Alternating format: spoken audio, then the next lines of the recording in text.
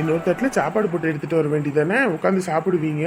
நீங்க சாப்பிடுங்க, அப்புறமேட்டுக்கு நான் சாப்பிட்டுக்கிறேன். சொன்னா கேட்கணும். எந்திரிச்சு போய் தட்டுல சாப்பாடு போட்டு வாங்க. ஐயோ எனக்கு பசி இல்லை, இருந்தா நான் சாப்பிட போறேன். காலையில தான் குழம்பு வச்சோடனே சாப்பிட்டேன். சாப்பிட்டா பரவாயில்ல, நீங்க இப்ப போய் சோத்தை போட்டு எடுத்துட்டு வாங்க, சாப்பிடுவோம். அட என்னங்க நீங்க வேண்டான்னு சொன்னாலும் கேட்கவும் மாட்டேங்கிறீங்க. சொன்னா கேட்கணும். சாப்பாடு போட்டோன்னா சாப்பாடு போட்டு வரணும். பசி இல்லைன்னு சொல்றேன், கேட்கவும் மாட்டேங்கிறீங்க. போங்க. என்ன ருக்கக்கா ஃபோன் பண்றாங்க? யார் போன்ல? அதுவாங்க, அங்க ஊர்ல நான் இருந்தேன்ல, அந்த வீட்டுக்கு பக்கத்து வீட்டக்கா ஃபோன் பண்றாங்க. என்னன்னு எடுத்து பேசுங்க. என்னவா இருக்கும், எப்படி இருக்காமதா, என்ன ஊர் பக்கமே வரல வைக்கலன்னு எதுவும் கேட்பாங்க, வேற ஒன்றும் இருக்காது. அட எடுத்து பேசுங்க. ஹலோ அக்கா, நல்லா இருக்கீங்களா? நல்லா இருக்குமா? நீ எப்படி இருக்காங்க? நல்லா இருக்கேன்க்கா. பையன் எப்படி இருக்கான்? பையனும் நல்லா இருக்கான்க்கா. இந்த வெளியே விளையாண்டுக்கிட்டு இருக்கான். அங்க எல்லாரும் நல்லா இருக்கீங்களா? நல்லா இருக்கோமா. சாப்பிட்டீங்களாக்கா? இல்லம்மா, சாப்பிட்ற நிலைமையிலயா இருக்குது நம்ம ஊரு. என்னக்கா, என்ன ஆச்சு? நம்ம சங்கரண்ணே இருக்கார்ல, அவர் தவறிட்டாருமா. அக்கா என்னக்கா சொல்றீங்க? எந்த சங்கரண்ணே? அதான் நம்ம சரோஸ் அக்கா வீட்டுக்காரு. ஐயோ, எப்போ? இன்னைக்குதாம்மா ஆஸ்பத்திரில இருந்து கூட்டிட்டு வந்துட்டு இருக்காங்களாமா. எனக்கு சொன்னோனே உயிரே இல்லை. ஐயோ, எப்படியாப்பட்ட மனுஷன், அப்படி ஒரு தங்கமான மனுஷன். அந்த மனுஷனுக்கு இப்படி ஒரு நாள் உடைஞ்சு போச்சு எனக்கு மனசு. கடவுளே, அக்கா என்னக்கா சொல்றீங்க? என்ன உடம்பு கிடம்பு சரியில்லாம இருந்தாரா? இல்லம்மா, அவங்க பையன் தானே பெரும் வேலையெல்லாம் பார்த்து விட்டுவிட்டான். அதனாலேயே மனசு உடைஞ்சு போய் இருந்தாரு. வேலை வெட்டிக்கு எங்கேயும் போகாம திடீர்னு இன்னைக்கு காலையில ஏதோ நெஞ்சு வலி மாதிரி வந்திருக்கும் போல இருக்கு. இந்த சரோசா ஏதோ சும்மா வலிதான் போல இருக்குன்ட்டு அவளும் கண்டுக்காம விட்டுருக்கா. கடைசியில பார்த்தா கீழே விழுந்த மனுஷன் ஆஸ்பத்திரிக்கு தூக்கிட்டு போறதுக்குள்ள எல்லாம் முடிஞ்சு போச்சாமா. என்னக்கா, ரொம்ப நல்ல மனுஷன். எத்தனையோ தடவை எனக்கு பிரச்சனைன்னு போது கூட வந்து நின்று இருக்காரு. அதான் ஒரு கடவுளே அங்கத்தான். எனக்கு அப்படியே ஒரு மாதிரி ஆயிப்போச்சு. இதுவும் இல்லாம இந்த மாதிரி விஷயத்த சொல்லாம இருக்க முடியுமா? அதுவும் உன்னை தங்கச்சி தங்கச்சின்னு சொல்லுவாரு. அதான் ஒரு தடவை வந்து அந்த மனுஷனை பார்த்துட்டு போயிரு. எப்பக்கா எடுக்கிறாங்களாமா? அது என்னன்னு தெரியலம்மா, ஊர் தலைவர் தான் அதை சொல்லுவாரு. சரிக்கா, நான் இந்த உடனே கிளம்பி வரேன். சரிம்மா, கொஞ்சம் வேற சவா. என்னமுதா, என்னாச்சு? ஏன் அழுதுறீங்க? என்னங்க எங்க முதல்ல இருந்தேங்க அந்த வீட்டுக்கு எதிர்த்தாப்புல சங்கரண்ண, உங்களுக்கு தெரியும்ல? யாரு? உங்க ஏத்த வீட்டுல ஒரு அண்ணன் ஜிப்பா போட்டுட்டு இருப்பாரு, அவரா? ஆமா, அவர் இறந்துட்டாராங்க. அட, அந்த ஏத்த வீட்டுல அந்த ஒரு லேடி கூட இருந்துட்டு உருசமண்டாட்டி சண்டையில நீ எதுக்கியா முந்திக்கிட்டு போற அப்படின்னு சொல்லி வந்தாங்களே, அவங்க வீட்டுக்காரா? ஆமாங்க, அவரு தான். நல்ல மனுஷங்க. என்னை தங்கச்சி தங்கச்சின்னு அம்புட்டு உயிரா இருப்பாரு. அந்த ஆறுமுகம் என்னை போட்டு அடிக்கும் போதெல்லாம் வந்து எனக்காக பறிஞ்சு பேசுவாரு. ஏன் அப்படி பொம்பளை பிள்ளைய போட்டு இந்த அடி அடிக்கிற, உனக்குள்ள மனசாச்சு நீ இருக்கா இல்லையான்னு அப்படி பேசுற மனுஷன் இன்னைக்கு உலகத்துல இல்லைன்னு போது எனக்கு ஒரு மாதிரி ஆகுதுங்க.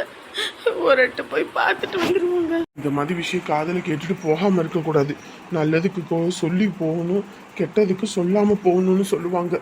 முதல்ல கிளம்புங்க, நம்ம போயிட்டு வந்துருவோம். நான் கிளம்புறேன், நீங்க சாப்பிடுங்க. இந்த மாதிரி ஒரு விஷயத்த காதல கேட்டுட்டு எப்படி சாப்பாடு தொண்டைக்குழியில இறங்கும்? அதெல்லாம் வந்து சாப்பிட்டுக்கிறேன், இல்லைன்னா அப்படியே எங்கிட்ட ஏதோ ஒண்ணு பாத்துக்கலாம். முதல்ல கிளம்புங்க, போவோம். அண்ணே, அட கடவுளே, இந்த உலகத்துல யாருக்கு எந்த நேரத்துல எது நடக்கும்னே தெரிய மாட்டேங்குதே. ச்சே, என்னப்போ இதை எடுத்து உள்ள மூடி வச்சுட்டு நம்மளுக்கு கிளம்புவோம். அட கடவுளே, நல்ல மனுஷன். எந்த வம்பு தும்புக்கும் எந்த இதுக்குமே போனது கிடையாது. ஒரு கெட்ட பழக்கம் கூட கிடையாது. ஆமையா, திருவிழாவுக்கு கூட நம்ம வரி பணம் போய் கேட்டோம்னு வைங்க, மற்றவங்கன்னா கூட நம்ம ஊருக்காரவங்க இழுத்து அடிப்பாங்க. ஆனா இந்த மனுஷன் தான் டான்னு கரெக்டா கொடுப்பது. அதுவும் போனோம்னா மொத்தம் எவ்வளோ, 2000 ரூபாயா, இருந்தாங்க ஒரே தான் வாங்கிட்டு போயிருங்க அப்படின்னு. அப்படியாப்பட்ட மனுஷன். பட்டண பொண்டாட்டியும் சரி பிள்ளையும் சரி அவர் எதுவுமே சொல்ல மாட்டாரு. அவர் வேலை உண்டு, தான் உண்டு, தான் குடும்பம் உண்டுன்னு அப்படிப்பட்ட மனுஷன். சே, எந்த கெட்ட பழக்கமும் இல்லாத மனுஷனுக்கு இப்படி ஒரு நிலைமை. என்னத்த சொல்றது, போங்க. காலத்தை நினைச்சா கோவம் தான் வருது. அதுவும் இல்லாம பையன் கொஞ்சம் சரியில்லையா. ஏன்னா இவரு அப்பயும் அடிச்சு உடைச்சு வளர்த்துருக்கணும். இவரு பாட்டுக்கு பையனுக்கு ரொம்ப செல்லம் கொடுத்து வளர்த்துட்டாரு. ஒத்த பையன் சரி வேலைக்கு போய் கஷ்டப்படக்கூடாது, நம்ம தான் கஷ்டப்படுறோம், அவனாவது சொகுசா இருக்கணும்னு சொல்லி இடம் வாங்குறது என்ன, வீடு கட்டுறது என்ன, வேலை வெட்டி பாக்குறது என்ன, பொண்டாட்டியையும் பிள்ளையும் வேற பக்கம் வேலைக்கும் அனுப்பாம அப்படி பாத்துக்கிட்ட மனுஷன் இன்னைக்கு உலகத்துல இல்லைன்னு நினைக்கும் போது ச்சே. அதுவும் சொல்றாங்களே முன்னே கூட்டிட்டு போனா காப்பாத்திருக்கலான்னு. அதாங்க முன்னே கூட்டிட்டு போயிருந்தா காப்பாத்திருக்கலாம். அது ரொம்ப அசால்ட்டு. என்ன ஆயிருக்க போகுது, சும்மா மயக்கம் தானே இருந்திருக்குது. அட கடவுளே, நம்ம வீட்ல எல்லாம் ஒண்ணுன்னா தூக்கிக்கிட்டு ஓடுறோம். இந்த என் பொண்டாட்டிக்கெல்லாம் உடம்பு முடியாம போயிடுச்சு ஒரு நாள், என் பையன் பார்க்கல. எதுக்கு அந்த நாயெல்லாம் நம்பணும், நீ கிளம்பு நான் கூட்டிகிட்டு போறேன் அப்படின்னு சொல்லி ஆஸ்பத்திரி கூட்டிகிட்டு போய் என்ன ஏதுன்னு பார்த்து கூட்டிகிட்டு வந்தேன். இந்த ஆளுக்கு இப்படி ஒரு நிலைமை. வீட்டுக்கு சம்பாரிச்சு போட்டு என்ன பிரயோஜனம், அனுபவிக்க மனுஷன் இல்லையே. வாழ வேண்டிய காலத்துல எல்லாம் வேலை வேலை வேலை வேலைன்னு குடும்பத்துக்காக உழைச்சது. அந்த ஆளுக்காக ஒரு நாள் கூட லீவு போட்டு வீட்டுல இருந்ததில்ல. அப்படியாப்பட்ட மனுஷன். என்ன இது, நம்ம ஊர்க்காரவங்க எல்லாம் அங்கிட்ட ஒரு கூட்டம் இங்கிட்ட ஒரு கூட்டம், அங்கிட்ட ஒரு கூட்டம் இங்கிட்ட ஒரு கூட்டம், கூட்டம் கூட்டமா நின்று பேசுறாங்க. என்னன்னு தெரியலையே. நல்லவங்களுக்கெல்லாம் ஒரு சாவு வருது, கெட்டவங்களுக்கு ஏதாவது வருதாயா? அட பாவிகளா, நான் இங்க வரும்போது இதெல்லாம் பேசுவீங்களாடா? என்ன பூ, என்ன ஆச்சு? ஆளாளுக்கு கூட்டம் கூட்டம் கூட்டம் கூட்டமா நிக்கிறீங்க. நம்ம சங்கர் தவறிட்டா அப்படி இல்ல. ஐயோ, எப்ப? இன்னைக்குதான் ஆம்புலன்ஸ்ல கூட்டிட்டு வந்துட்டு இருக்காங்க. அதான் போன் போட்டு சொல்லவும் நாங்க இங்க நின்னுகிட்டு இருக்கோம். ஐயோ, நல்ல மனுஷனாச்சேப்பா. பாருங்க, நல்லவங்களெல்லாம் சீக்கிரம் பட்டு பட்டுன்னு போறாங்க, கெட்டவங்க எல்லாம் எல்லாம் கெட்டதையும் செஞ்சுட்டு நல்லா தானே இருக்காங்க. ஏமா இருமலு? அது ஒண்ணும் இல்லப்பா, தொண்டை கர கர கரன்னு இருந்துச்சு. அத்தான் சொந்த மதத்துக்குள்ள சொல்லி அனுப்பியாச்சா? அவங்க சொந்த பந்தம் யாரும் நமக்கு தெரியாது. தெரிஞ்ச வரைக்கும் நம்ம ஊருக்காரவங்க எல்லாத்துக்கும் சொல்லியாச்சு. ஆளாளுக்கு எல்லாம் அங்க போயிட்டாங்க. சரிப்பா, சரி. நம்ம எங்கிட்ட அங்க போயிடுறது, நமக்கு வேற ஆவாது வேற. இதெல்லாம் நம்ம பயல அனுப்பி விடுவோம். என்ன தலைவரே நீங்க சொல்றீங்க? இப்ப ஊருக்குள்ள கூட்டிட்டு வரோம், ஆனா அவருக்கு ஆஸ்பத்திரியில உயிர் போச்சு அப்படின்னும் போது அங்கேயே வச்சு எல்லாத்தையும் முச்சந்திலே வச்சு முடிச்சு விட்டுருவோம். எதுக்கு ஊருக்குள்ள எல்லாம் கூட்டிக்கிட்டு வந்து? ஏன்னா ஊர்ல எல்லாம் புள்ள குட்டிகளா இருக்குதுங்க, வாழ்ற வேண்டிய பிள்ளைகளா இருக்குதுங்க, கூட்டிட்டு வந்து எப்படி? அதுவும் சரிதான், அதுவும் சரிதான். என்ன தலைவரை பேசிக்கிட்டு இருக்கீங்க? இல்ல என்ன பேசிக்கிட்டு இருக்கீங்க? கொஞ்சமாவது மனசாட்சியோட பேசுறீங்களா? இந்த ஊர்லயே இருந்த மனுஷன் எத்தனை தடவை போய் அவங்க வீட்டுல வந்துட்டு கோயில் வரி அந்த வரி இந்த வரின்னு கேட்டப்பெல்லாம் கை நீட்டி வாங்கினீங்களே. இப்ப அந்த மனுஷன் இறந்துட்டாருன்னு போது அவங்க வீட்டுக்கு கூட்டிட்டு வரத்துக்கு வேணான்றீங்க. ஐயா, ஊர்ல வந்து 1000 பேர் இருக்காங்க ஐயா, எல்லாத்துக்கும் நல்லது கெட்டது நம்ம தான் பார்க்கணும். உள்ள கூட்டிட்டு வந்து எதா ஒண்ணா என்ன பண்றது? நல்லா இருக்கு தலைவரே, உங்க நியாயம் ரொம்ப நல்லா இருக்குது. இப்படி 4 ஊருக்கு போய் பஞ்சாயத்து பண்ணுங்க, நல்லா கீழே கீழுன்னு தான் இருக்கும். ஒரு மனுஷன் செத்ததுக்கு அப்புறம் அவனோட இதை கூட வீட்டுக்கு ஊருக்குள்ள கூட்டிட்டு வரக்கூடாதுன்னா என்ன அர்த்தம்? இந்த மனுஷன் இந்த ஊர்ல வீடு கட்டி வச்சிருக்கா, அப்படி நிலம்பலம் வச்சிருக்கா, அப்படி அப்படியாப்பட்ட மனுஷனுக்கு இப்படி ஒரு நிலைமையா? அப்ப வாடகை வீட்டுல இருக்கவங்களை எல்லாம் என்ன பண்ணுவீங்க நீங்க? நேரத்துக்கு உங்க வீட்டுல எல்லாம் ஒருத்தர் இப்படி தவறி இருந்தாங்கன்னா இப்படிதான் சொல்லுவீங்கல்ல நீங்களாம். எப்பா, தலைவர் எந்த முடிவெடுத்தாலும் யோசிச்சுதான் முடிவெடுப்பாரு. உங்க முடிவெல்லாம் கூட்டிட்டு போய் குப்பையில போடுங்க.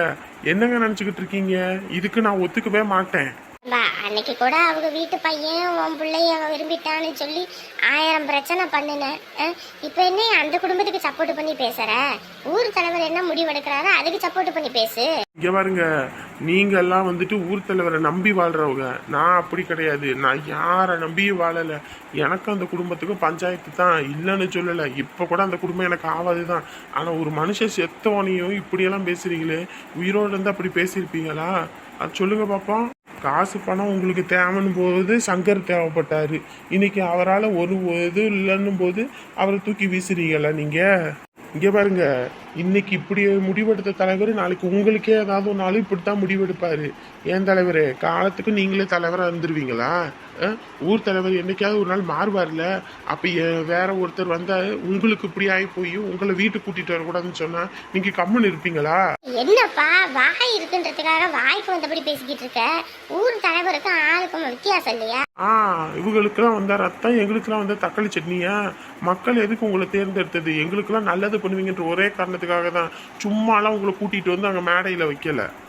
மக்களுக்கு நல்லது பண்ணது தலைவர் எதுக்கு? எதுக்குன்னு கேட்குறேன். இதுக்கு தான் உங்களை நாங்கள் தேர்ந்தெடுத்தோமா? இப்போ நினச்சேன்னு வச்சுக்கோங்க, நீங்கள் ஒரு ஆள், நான் போனேன்னு வைங்க ஊரே கூட்டிகிட்டு வந்துடுவேன். இந்த வேலை வச்சுக்காதீங்க சொல்லிட்டேன். அவர் பாடி வீட்டுக்கு வரணும், வரலன்னு வைங்க அப்புறம் அம்புட்டு தான். இன்னைக்கு இந்த ஊர்ல ரகல நடக்கும். இந்த ரகு இருக்கிற வரைக்கும் இது நடக்காது சொல்லிட்டேன். சரி ரகு ரகு ரகு இங்க வரியா? என்னையா ஏன் எப்படி கோவப்படுற? என்னங்க பேசிக்கிட்டு இருக்காரு அவரு? மனசாட்சியோட எதா இருந்தாலும் பேசுங்க. வாய் இருக்குன்றதுக்காக என்ன வேணாலும் பேசணும்னு நினைக்காதீங்க. சரிப்பா சரி, எனக்கு சரி கிரியெல்லாம் வேண்டாம். அவரோடது வீட்டுக்கு வரணும். அந்த குடும்பத்துக்காக அவரை உழைச்சிருக்காரு, மாடா உழைச்சி ஓடா தேஞ்சிருக்காரு. அப்படியாப்பட்ட மனுஷனை ஊருக்குள்ள கூட்டிட்டு வரக்கூடாதுன்னா என்னங்க அர்த்தம்? அவர் இருக்கும்போது யாருக்கு என்னங்க கெடுதல் பண்ணாரு? இருக்கும்போது எந்த கெடுதலும் பண்ணாத மனுஷன் இல்லாத போதுதான் வந்து கெடுதல் பண்ண போறாரா? இல்லையா, நல்லதுக்கு தான் சொல்ல. நீங்க எந்த நல்லதுக்கும் சொல்ல வேணாங்க, எந்த நல்லதுக்கும் சொல்ல வேணாம். அவர் எந்த தப்பு பண்ணியிருக்காரு சொல்லுங்க பாப்போம். அவர் ஏதாவது குடிச்சிட்டு இங்க ஏதாவது கலாட்டா பண்ணியிருக்காரா, இல்லை ஏதாவது தப்பு பண்ணாண்டா பண்ணியிருக்காரா? ஒண்ணுமே கிடையாது. அப்ப தப்பு பண்ணாதவர் இப்ப எப்படிங்க தப்பு பண்ணுவாரு? சரியா சரி, அப்புறம் என்ன நான் சொல்றது? வரட்டும் விடுங்க. பேச்சுன்னு இருந்தாலும் நியாயமா பேசணும். தலைவருன்றதுக்காக தலகணத்தோட பேசக்கூடாது. என்ன தலைவரே, உங்க முன்னாடி நாங்களே ஏத்துக்கிட்டு நிக்க மாட்டோம். இவன் என்ன சவுண்டு போடுறவன், ரேடியோ செட்டு கட்டுறவனுக்கு இவ்வளவு திமிரு. இங்க பாருப்பா, நம்மளெல்லாம் எவனும் எதிர்த்து பேசக்கூடாத அளவுக்கு தலைவர் பதவியில இருக்கணும். இப்படி இந்த சின்ன சிறுவண்டெல்லாம் நம்மள பேசுற அளவுக்கு ஆயிப்போச்சுன்னு வையி, அதுக்கப்புறம் ஊருக்குள்ள எவனும் நம்மள மதிக்க மாட்டான். இங்க பாருங்க தலைவரே, அடுத்த தடவை கோயில் திருவிழாக்கெல்லாம் இவனை எல்லாம் மைக் செட் எல்லாம் கட்ட விடாதீங்க சரியா? ஊரே கூப்பிடுவானாம்ல. இவன் மைக்கு செட்டு கட்டுறவனுக்கு இவ்வளவு திமிருனா அப்ப நமக்கெல்லாம் எம்பிட்டு திமிரு இருக்கும். இங்க பாருங்க 1000 தான் இருந்தாலும் ரவி சொன்னதுலயும் ஒரு விஷயம் இருக்குது, இருக்கதானே செய்யுது. இந்த ஊருக்காக அம்புட்டு நல்லது செஞ்ச மனுஷன், இன்னைக்கு அந்த மனுஷனை நம்ம வந்து விட்டுறக்கூடாது. அதுவும் நல்ல விஷயம் தானே. விடுங்க. கடைசி ஆசை, இனி அவர் என்ன பிறந்த என்ன இந்த உலகத்துக்கு வரவா போறாரு, இல்லை இதுக்கப்புறம் இனி அந்த வீட்டுக்குள்ள போவதான் போறாரா? ஒன்றும் கிடையாது. வரட்டும், ஊருக்குள்ள இருந்து எல்லாத்தையும் முடிப்போம்.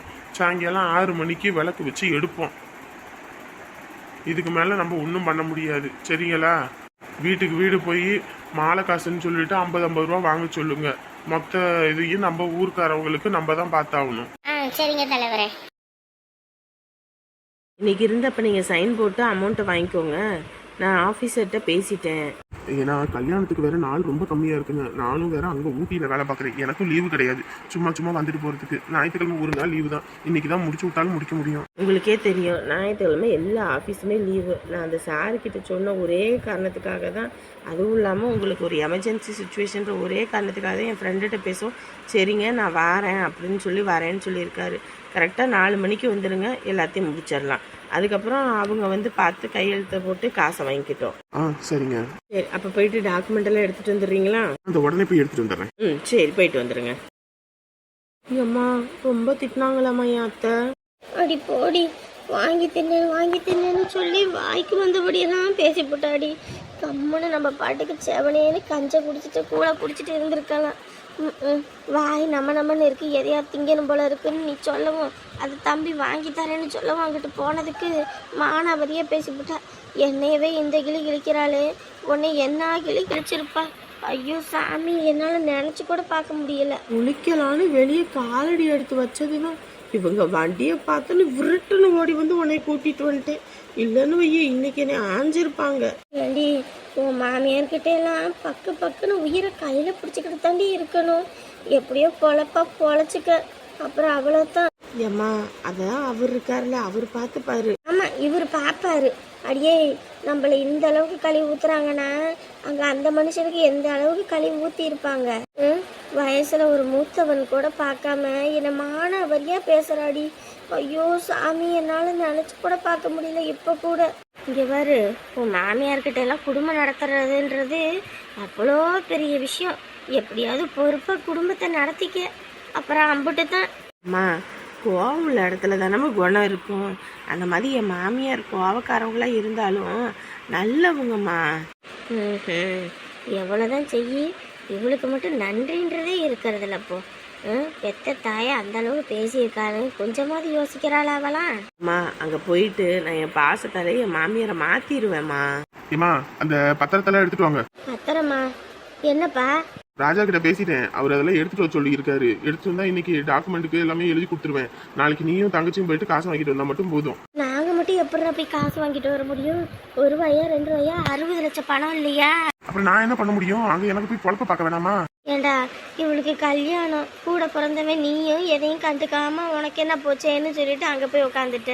வீட்டுக்கு வந்த மருமவன் எனக்கு என்ன போச்சுன்னு அவள் அங்கே போய் உட்காந்துக்கிட்டா. இந்த இவ கூட பிறந்தவ அவள் இந்த பக்கம் தலை வச்சு கூட படுக்கலை. இப்படி ஆளாளுக்கு இப்படி மூஞ்சை தூக்கிக்கிட்டு இங்கிட்டும் அங்கிட்டும் போனா என்னடா பண்ணுறது? இருந்து நீயே முடிச்சு கொடுத்துட்டு போ. அப்புறம் காசைக்கிட்டு காணாம போச்சுன்னு அம்புட்டு தான். ஏமா எனக்கு இங்க மாதிரி கிடையாது, அங்கெல்லாம் லீவே போடக்கூடாதுன்னு சொல்லியிருக்காங்க. ஒரு நாள் லீவ் போட்டாலும் அம்புட்டு தான். எனக்கு காசு விஷயம்டா, வேற எதுவுமா இருந்தா கூட பரவாயில்ல. காசு காணாம நம்ம போச்சுன்னா அப்புறம் என்னையில நீங்க பிடிச்சிக்குவீங்க. கல்யாணத்துக்கு நகை நட்டை போடணும்லடா. ஏமா அதை கூட வாங்கிட்டு வந்து வைக்க மாட்டீங்களாமா? நானே எல்லாத்துக்கும் போகணும் வைக்கணுமா?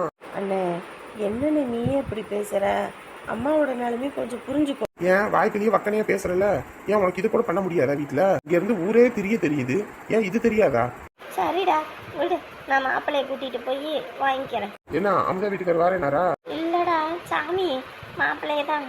ஏன்னா என்னகிட்ட திருந்த போறீங்கன்னு தெரியல. உங்களுக்கு தெரியுமா என்னன்னு தெரியலையே. எவையா வாங்க தாச்சி, வாங்க சாப்பிடுவீங்க. இல்லையா, வரும்போது சாப்பிட்டு தான் வந்தேன். அம்மா உட்காந்துக்கிட்டே இருக்காம அத்தாச்சிக்கு ஒரு தண்ணியை முது கொடுங்க, சாப்பாட போட்டு கொடுங்க. அதெல்லாம் ஒன்றும் வேணாம்ப்பா, நம்ம சங்கர் என்ன தவறிட்டாரு. அதான் உங்களுக்கு தெரியுமா என்னவோன்னு சொல்லிட்டு போவோன்னு வந்தேன். படைக்கடவுளே, எப்போ? இன்னைக்கு ஐயா பேக் கூட்டிட்டு வந்துட்டாங்க வீட்டுக்கு. அதான் நாங்க எல்லாம் போறோம். தெரியுமா என்னமோ தெரியல, ஒரு வாட்டி சொல்லிட்டு போவோன்னு வந்தேன். தெரியாதேம்மா, யாரும் ஒரு வார்த்தை கூட சொல்ல முடியல, ஒன்றும் இல்லை. சரி சரி, நான் தான் வாரேன். சரி வாங்க. பார்த்தீங்களாடா, அப்படி சொத்து பத்து சேர்த்து வச்சு என்ன பிரயோஜனம்? பையனுக்கு ஒரு கல்யாணம் கூட பண்ணி கொடுக்க முடியாமல் போய் சேர்ந்துட்டது. இந்த மாதிரி ஒரு நிலைமை இந்த குடும்பத்தில் வந்துடக்கூடாதுன்னு தான் நான் சாப்பிட்றதுக்கு முன்னாடி இவளுக்கு ஒரு கல்யாணத்தை பண்ணி பார்க்கணும்னு ஆசைப்பட்டேன். அது ஒரு தப்பா? எதோட நீ நினைச்சு பேசிக்கிட்டு இருக்க தெரியுமா? அவராவது புள்ள குட்டிங்களுக்கு சேர்த்து வச்சுட்டு போனாரு, நீ மொத்தத்தையும் உன் பிள்ளைக்காக அழிச்சிட்டு தான் போற. சரியா? நீ ரொம்பலாம் வருத்தப்படாத. பாத்தியடி எப்படி பேசிட்டு போறான்னு. அட கடவுளே, இவனுக்கு நான் எதுவுமே செய்யலையா? இவனுக்கு கல்யாணம் முடிச்சு வச்சது நான் தானே. இவங்க அந்த பிள்ளைக்கு கல்யாணம் முடிச்சு வச்சது இப்போ நாங்கள் தானே. அந்த மாதிரி உனக்கு ஒரு கல்யாணத்தை முடிச்சு வைக்கணுன்னதுக்கு எல்லாரும் எப்படி வரைஞ்சு கட்டிக்கிட்டு வராங்க பாரு. ஐயோ ஆண்டவனே, என்னமோ இவங்க சம்பாரிச்ச சொத்தை நான் என்னமோ விற்று உனக்கு கல்யாணம் பண்ணுற மாதிரி பேசிட்டு போகிறான் பாரு. இன்னத்துக்கு உங்கள் அப்பையும் சம்பாரிச்ச சொத்தை தானே நான் எல்லாம் பண்ணுறேன். ஐயோ ஆண்டவனே.